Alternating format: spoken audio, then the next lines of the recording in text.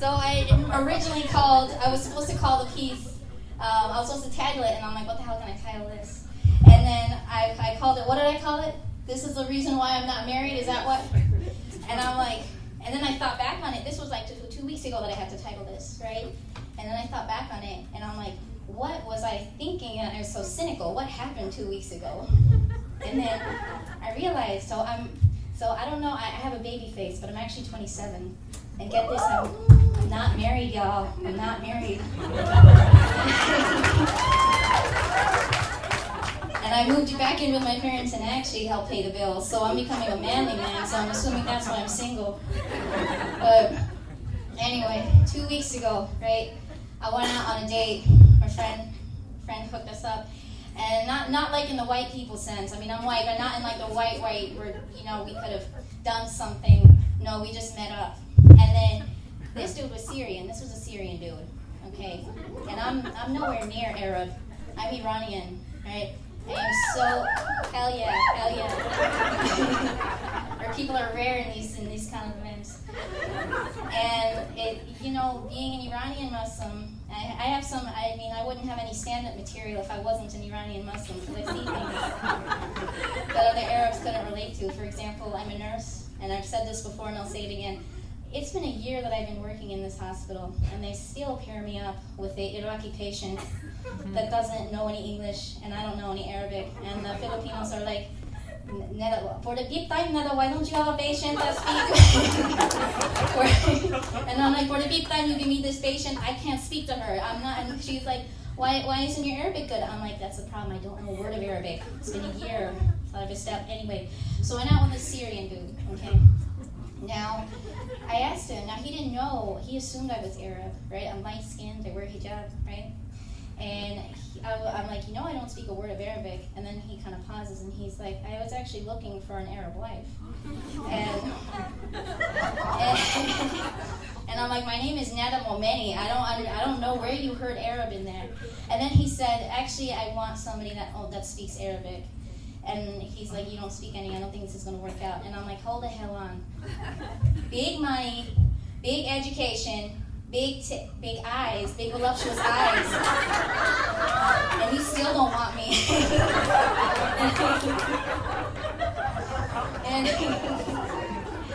and then he's like, well, yeah, because you don't speak Arabic. And I'm like, bye. That was a very short date. But that's when I came home and I'm like, I'm going to title this piece with "This is why I'm not married." And this is the thing that I've realized is that when you're an Iranian Muslim, people think other Muslims. So I go to a masjid in LA. It's called King Fahd Masjid. Like, that's straight up Saudi, right? I don't know what I'm doing in that masjid still, but I'm there at a convenience. And they tell me, they're like, no, don't worry, sister, I'll find an Iranian. And I'm like, I didn't say I want an Iranian. Can I custom order, please? Can I order my non-Iranian with some fries and some money, maybe? Please? And then I realized, I'm like, my options are really limited because I can't probably be with a Desi either. Because I go to y'all weddings, and I go to these weddings, and I'm like, I can't afford none of this here. I can't. I already have debt from school. I don't know how I'm gonna afford impressing all these people because y'all take out loans for your weddings, and I'm like, I still have loans from my student education. I can't do this, So Arab and Desi are out of the question. So I'm like, I don't know, what am I left with? White, right? So I tell this people all the time, I really think my hijab is Ahmed told me I can't cuss, so it's a CB. Now, to the people that are not innocent, there's a lot of people not laughing, so I'm assuming, there's some people, a lot of people that don't have a past, and a lot of people are looking disappointed at me now. But how am I supposed to flirt with, people that would actually be attracted to me if I wasn't wearing hijab, right? I started wearing hijab when I was 21. How am I supposed to flirt with them? I can't do the white, I'm technically white. I can't do the white girl hair flip that my people are famous for doing. I can't be like, hey. I can't do that with my hijab. What am I supposed to do? Twirl this thing? I don't know what am I supposed to do to express interest. So it's a very strong CB. So And this is another thing. I've been working for the past 2 years. I work as a labor and delivery nurse, so our income is kind of hefty. Now, keep in mind, if anybody's applied to a job, by now, you're going to be asked for a background check and a credit check. And background check for job, and then credit check when you live by yourself, right? For get your first apartment. Now, I expect this from the men that I see sometimes. I'm like, this is not going to proceed unless I see a background check and a credit check. And they're like, what the hell is wrong with you? And I'm like, no, listen. I can leave my job at any time, and my job can fire me at any time as well. They still expect a background check for this contract that I have with them. So if I'm possibly going to marry somebody that I have an even stronger contract to, I want to know if you've ever been to prison. I want to know, because I can't exactly get out of this contract in the same way I could get out with my current job, right?